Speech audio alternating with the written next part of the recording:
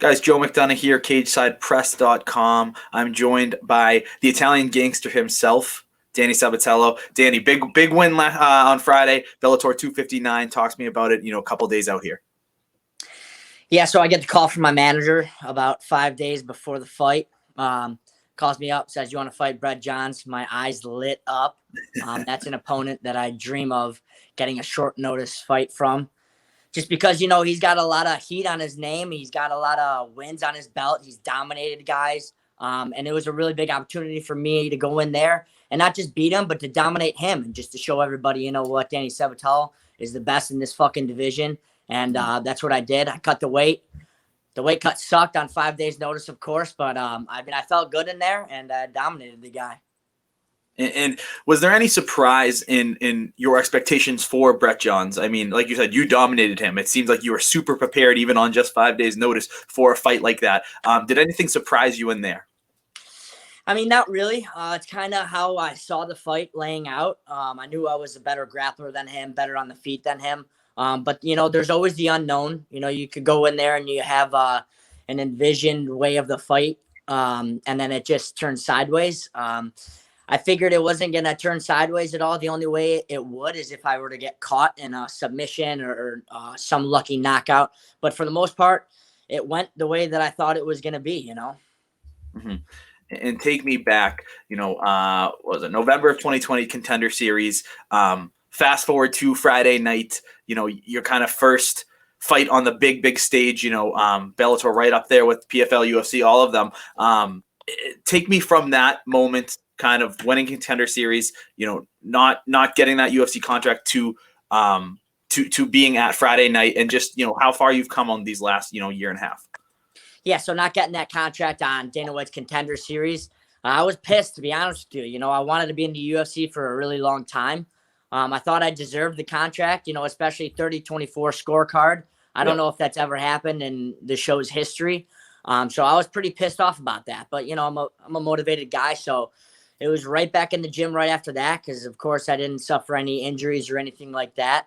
I didn't know what was going to be going on in the future, whether I would be picked up by the UFC later. Because sometimes when you don't get the contract with them, they'll still pick you up for a short notice fight or something. Yep. I didn't know if that was going to happen. I didn't know if we were going to go Bellator, Ryzen 1.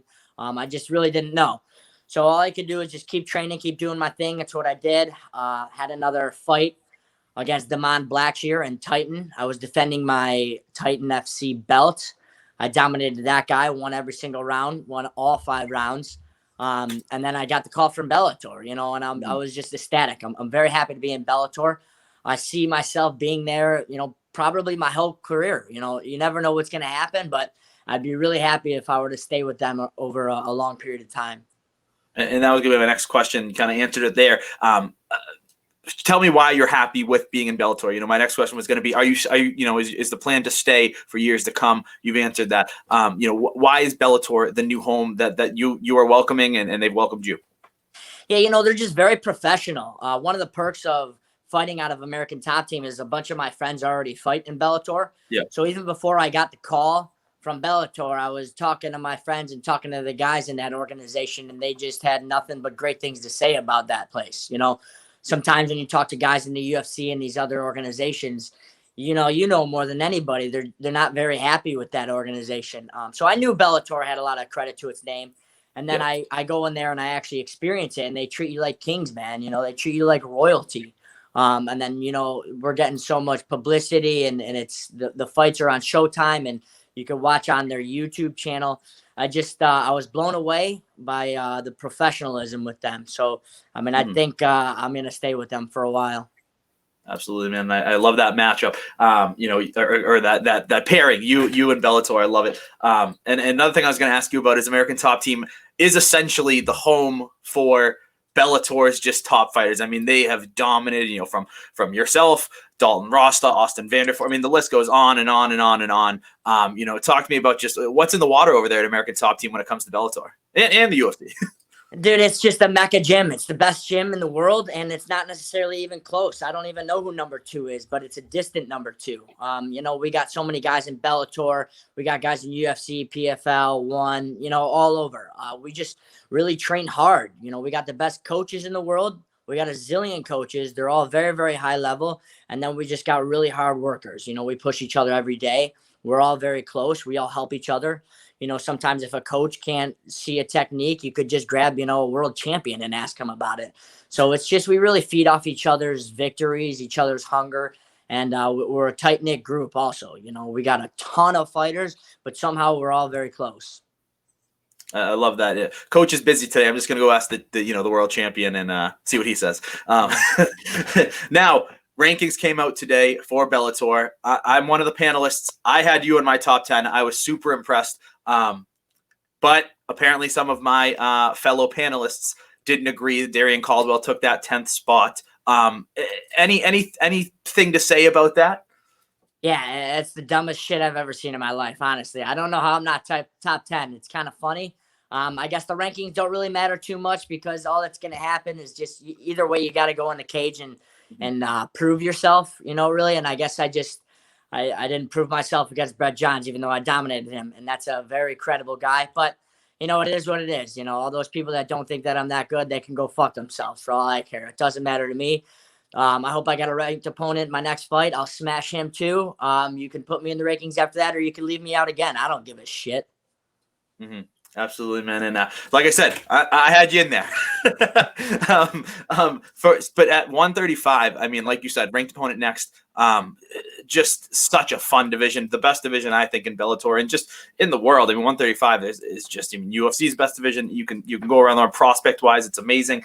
Who interests you next? Does it matter? Is there a certain name? I mean, there's plenty of names from 1 to 10 that are just so fun. Yeah, it's a very exciting time in the bantamweight division, specifically also in just in Bellator in general. But yeah, this division is getting talked about more and more. It's just adding so much depth in Bellator. What makes sense to me and who I've been really calling out is Josh Hill and Jornel Lugo. Of course, it's crickets from both of those guys. Haven't heard too much back, but that's what makes sense because I don't know if I'm going to get, Sergio Pettis or Juan Archuleta right off the get-go. It's just not how it works. And then I know Darian Caldwell and Higo, they just fought. I don't know their timeline. They probably got a couple injuries they got to tend to, and I'm looking to fight ASAP. And then you got Patchy Mix and James Gallagher. All they do is pull out of fights. Who knows what the fuck's going on over there. But they're supposed to fight each other. And then I just went down the list, and I landed on 2 other ranked opponents, which are Jornel Lugo and Josh Hill. I would love to fight either one of them in August. But yeah, I mean, that's where I see myself going from here. And how tough is it, like you said, just been crickets from, those names that you've been calling out. How tough is it, because obviously, although I think you should be in that top 10, you haven't cracked it. How tough is it to get those opponents and get to that top 10? Yeah, it's going to be tough because all these guys are going to run. They're all scared. Everyone knows it. They're going to try to duck the fights, but that's why I called out 2 guys. I figure if I call out one guy, he's probably going to duck the fight anyways. So I think if I call out 2 guys, a couple guys at a time from here on out, I'm bound to get one of them to take it. Hopefully one of them is man enough between Jornel Lugo and Josh Hill. But yeah, you just never know. All I can do is call out these guys. I can't make them fight me. I'm just hoping that they do. But I know it's going to get tough getting opponents from here on out. 100%. Danny, thank you for the time, man. Congratulations on the big win, the Bellator debut. I look forward to seeing you against whoever it is, hopefully in August. Thank you very much. Thank you, man. I appreciate it.